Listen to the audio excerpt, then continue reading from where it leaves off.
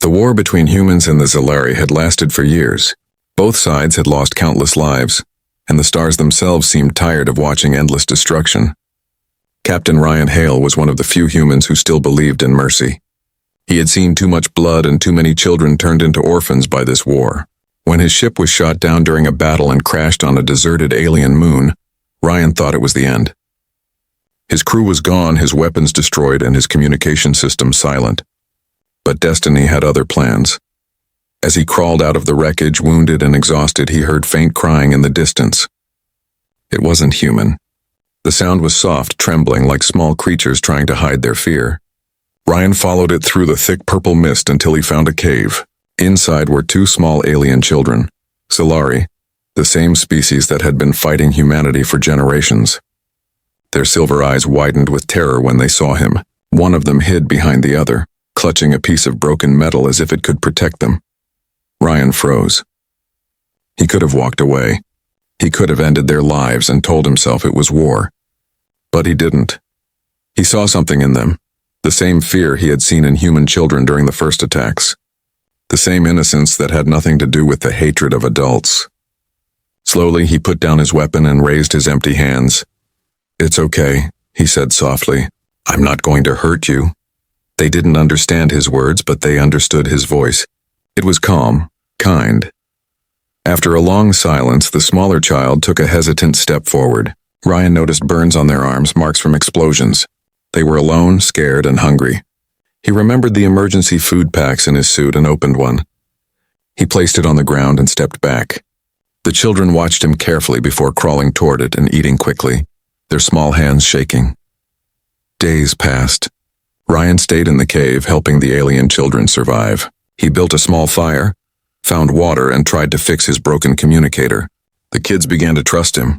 They didn't speak the same language, but sometimes you don't need words. The older one started calling him something that sounded like Ryan. He smiled every time he heard it. At night, Ryan often thought about how strange it was. A human soldier protecting alien children on an enemy world. But the thought gave him peace. He felt like for once he was doing something right. Yet deep down he knew this peace wouldn't last. One morning, the ground trembled. A low roar filled the air, followed by flashes of red light in the sky. Alien ships. Zalari patrols were returning to the moon, searching for survivors. Ryan hid the children deeper in the cave and covered the entrance with rocks. His heart pounded as he listened to the sound of engines passing overhead. But fate wasn't kind. A drone spotted the heat signal from his crashed ship and sent a beacon. Within minutes, alien soldiers landed nearby. Ryan grabbed his weapon, knowing he couldn't fight them all, but he had to protect the kids. He waited until the footsteps were close, then opened fire, not to kill, but to distract. He ran in the opposite direction, drawing the soldiers away from the cave. They chased him through the misty valley. Laser shots cut through the air, missing him by inches. His lungs burned, his legs screamed in pain, but he didn't stop. If they found the children, they'd be taken, or worse. He climbed up a ridge and used the last grenade from his belt to blow up a rock formation, blocking the path behind him. For a moment, silence returned. He looked back toward the cave, whispering a silent promise. "Stay hidden. I'll come back." Hours later, when the patrols left, Ryan returned. The children were still there, trembling but alive. The older one ran toward him and hugged his leg tightly. Ryan knelt down, feeling a strange warmth in his chest. Somewhere in the stars above, generals and commanders still planned battles, but here, in this small cave, humanity and the enemy had shared something far greater than war: compassion. He didn't know that his act of kindness was already being recorded by a Zalari reconnaissance drone. The footage of a human soldier protecting alien children would soon reach the hands of the Zalari matriarch, the most powerful being of their empire. And when she saw her own grandchildren safe in the arms of a human, her heart filled with something no one expected, gratitude mixed with curiosity. For the first time in centuries, an alien leader ordered her fleet to stop attacking, at least for now.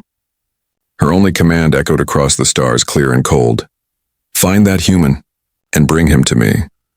Ryan didn't know it yet, but his quiet act of mercy had changed the course of the entire galaxy. The hunter had become the one being the aliens would protect, done, or claim. And far above that lonely moon, the matriarch's flagship turned toward the human world, carrying an order that would shake the universe. The human who saved the enemy's children must be found and brought before the Queen herself. When the Zalari ships descended upon the moon, the ground shook as if the planet itself feared their arrival. Captain Ryan Hale had seen battle cruisers before, but never this close, and never without a weapon in his hand. This time he had no army behind him, only 2 frightened alien children clinging to his side. Their silver eyes glimmered with fear, and Ryan could only whisper, "It's okay. Don't be afraid." Deep down, he wasn't sure if he was trying to comfort them or himself. The sky split open as a blinding light scanned the surface. The children cried out, pressing close to him. Ryan covered them with his arms, his body acting as their shield. A voice echoed from above, sharp, mechanical, and commanding, speaking in the alien language he couldn't understand. But he knew one thing. They had found him. The light intensified, and suddenly everything went white. When Ryan opened his eyes, he was no longer in the cave. He was inside a large metallic chamber surrounded by towering Zalari soldiers. Their armor shimmered like liquid glass, and their weapons pulsed with energy. He tried to move, but a magnetic field held him in place. The children were taken from his arms by gentle yet firm hands. They reached for him, crying his name, or what they thought was his name, as they were led away. "Don't hurt them," Ryan shouted, struggling against the invisible restraint. His voice echoed through the hall, but the soldiers didn't respond. Moments later, the field released and he collapsed to the floor. The ground beneath him felt smooth and cold like ice. Then a new sound filled the air, soft, graceful footsteps. The soldiers immediately bowed their heads. Ryan turned his gaze upward and saw her. The Zalari matriarch. She was tall and radiant, her skin shimmering with faint blue light. Her eyes, silver and ancient, looked straight into his soul. The chamber fell silent as she approached. For a long moment she said nothing. She simply studied him, this human, tired and scarred, who had done something no warrior had ever done before. Finally, in a calm, melodic voice, she spoke in her language. Ryan didn't understand, but her tone wasn't hostile. It was curious, almost respectful. A smaller alien beside her, an interpreter, stepped forward, holding a translation device. "The matriarch asks," the translator said in a deep voice, "why you risked your life to protect the young of your enemy." Ryan looked around, unsure what to say. "Because they were children," he said finally. "They were scared, alone. It doesn't matter what side they're from. No child should die in a war they didn't start." The translator repeated his words in the alien tongue. The matriarch listened silently, her expression unreadable. Then she spoke again, her voice softer now. "She says," the translator continued, "you speak like our ancestors once did, before the war began." Ryan frowned. "Before the war?" The matriarch stepped closer. Her presence was both terrifying and beautiful. "She wishes to know," said the translator, "if all humans think as you do." Ryan hesitated. "No," he admitted. "Not all of us. Many are angry. Many have lost everything, but I still believe not everyone in this galaxy has to be our enemy." The chamber grew quiet again. The soldiers shifted uneasily, as if uncertain what to make of his words. Finally, the matriarch extended her hand. Her long, crystal-like fingers brushed lightly against Ryan's forehead, a gesture of connection in her culture. Images flashed in her mind. The human shielding her grandchildren, the pain in his eyes, the compassion in his heart. When she withdrew her hand, her gaze had softened. "The matriarch says," the translator murmured, "that your heart carries light even in darkness. She owes you a debt, and a debt must be repaid." Ryan blinked in confusion. "I didn't do it for a reward." The translator smiled faintly. "Then perhaps you will accept peace?" The word hung in the air like a fragile thread. Ryan's heart skipped a beat. "Peace?" he repeated. The matriarch nodded slowly. "She offers a truce," the translator said. "But not all will accept it. Many among her people see you as a threat, a human who touched what was forbidden. There are those who want you dead." Ryan clenched his fists. "Then why bring me here?" The translator paused before answering. "Because she wants to understand humanity, and through you." The matriarch turned and gave an order. 2 guards stepped forward and escorted Ryan down a long, glowing corridor. He was led into a glass-like chamber high above the alien capital, a breathtaking city suspended in the clouds, with rivers of light flowing through its towers. It was beautiful. But Ryan could feel the eyes of 1,000 aliens watching him from below, judging, whispering, wondering why a human still lived among them. The Zalari capital was a city of light floating among the clouds, but beneath its shining towers shadows were beginning to form. While the matriarch believed peace was possible, not everyone agreed. Many of her generals, scarred by war and hate, saw Ryan not as a savior, but as a disease that could spread weakness among their kind. They whispered in dark halls far from the Queen's eyes, plotting how to correct her mistake. Ryan didn't know any of this. Days had passed since his meeting with the matriarch. He stayed under strict watch, living in a crystal-like chamber guarded day and night. The alien children he had saved often visited him, bringing strange fruits and toys made of glowing metal. Their laughter was the only thing that made him forget the fear creeping in his mind. Still, he could feel something changing. The guards were becoming colder. Their stares lasted longer. The air felt heavier each day. One evening, as the twin suns began to set, the matriarch summoned him again. Her throne room glowed with soft blue light, and she stood before a large holographic map of the galaxy. When Ryan entered, she turned toward him, her eyes filled with worry. Through her translator, she said, "My people grow restless. They do not understand my decision. They believe mercy is weakness." Ryan looked at the glowing map. "And what do you believe?" he asked quietly. The matriarch studied him for a long moment before answering. "I have lived through 6 wars. Each one took more than it gave. I once thought strength was born from fear, but when I saw you protect my grandchildren, I saw a strength even my armies do not have." Her voice softened.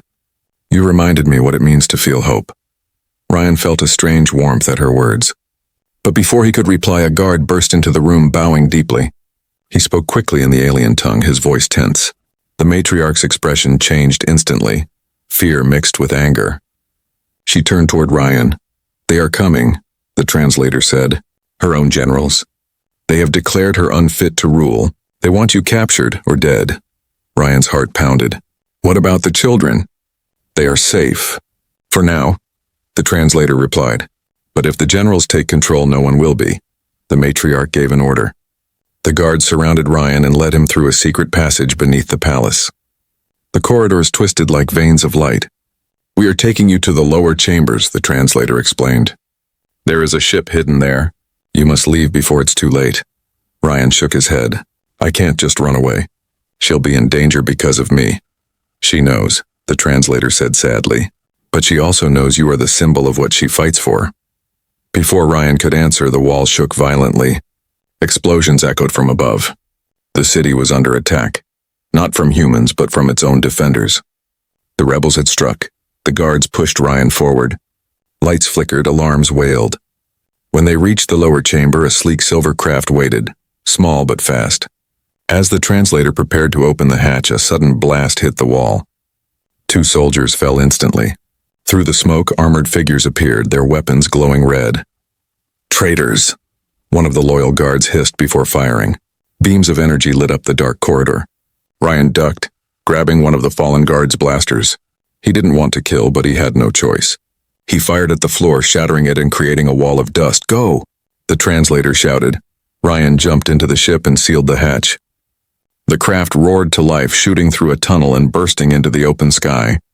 Below him, the glowing capital was burning. He saw ships fighting each other in the clouds, flashes of light tearing through the heavens. "Matriarch," he whispered, staring down. But the moment of silence ended when the ship's sensors beeped. 3 red blips appeared on the radar. Enemy interceptors. The rebels were following him. Ryan gritted his teeth and took the controls. "You want me? Come get me." He wasn't a pilot, but he had learned enough in the war to survive. The ship spun through the alien skies, dodging plasma blasts. One of the interceptors exploded behind him, but the others stayed close. He dove into the lower atmosphere, through storms of lightning and clouds glowing with energy. The ship shook violently as alarms screamed in his ears. A voice came through the comm, the translator, weak but alive. "Captain Hale, the matriarch. She's still fighting, but you must escape. She believes you are the key to saving both our people." Ryan's hands tightened around the controls. "If she's fighting, then I'm not leaving her behind. You can't return. The rebels will kill you on sight." "Then they'll have to try," Ryan said. He turned the ship back toward the capital. The clouds parted, revealing chaos. Rebel ships circling the matriarch's palace, firing relentlessly. He knew he couldn't win a battle against them, but maybe he could buy her time. He locked the ship's weapons on the nearest attacker and fired. Explosions filled the sky. Inside the palace, the matriarch stood tall, surrounded by her loyal guards. Smoke and fire swirled around her, but she refused to flee. "They forget who I am," she said calmly. Outside, Ryan's ship was hit. The controls sparked and the hull caught fire. He crashed onto one of the palace towers, metal screeching as the ship skidded to a stop. Dazed and bleeding, Ryan pulled himself out. Soldiers surrounded him instantly, weapons raised. "Stop!" a commanding voice shouted. Everyone froze. The matriarch herself stood at the top of the stairs, her armor cracked but her eyes blazing with light. The rebel general stepped forward. "You protect this thing," he snarled. "He is the reason your people doubt you." The matriarch's voice was calm but deadly. "He is the reason we still have a future." The general raised his weapon, but before he could fire, a blast of energy struck him from behind. The loyalists had arrived. A fierce battle erupted in the throne hall. Ryan fought alongside the loyal soldiers, his human reflexes surprising even the aliens. When the dust settled, the general lay defeated, and the rebels began to retreat.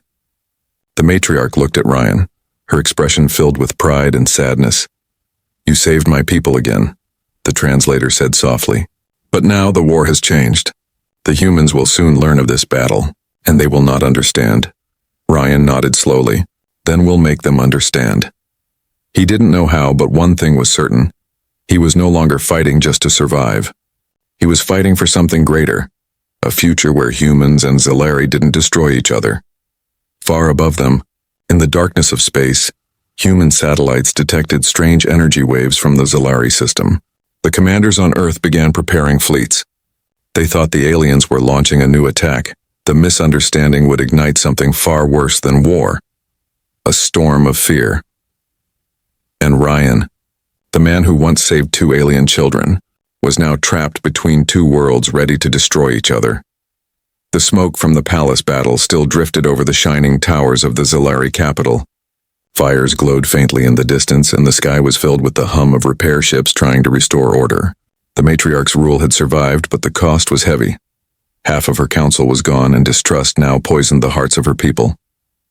The humans had not yet learned of her attempt at peace, but they soon would. Captain Ryan Hale stood on a high balcony staring at the horizon. He could still smell the burned metal and ash. Every breath reminded him of how close everything had come to total collapse. The children he had saved were safe again, playing quietly nearby. Yet despite that small comfort, Ryan felt the weight of something larger pressing down on him.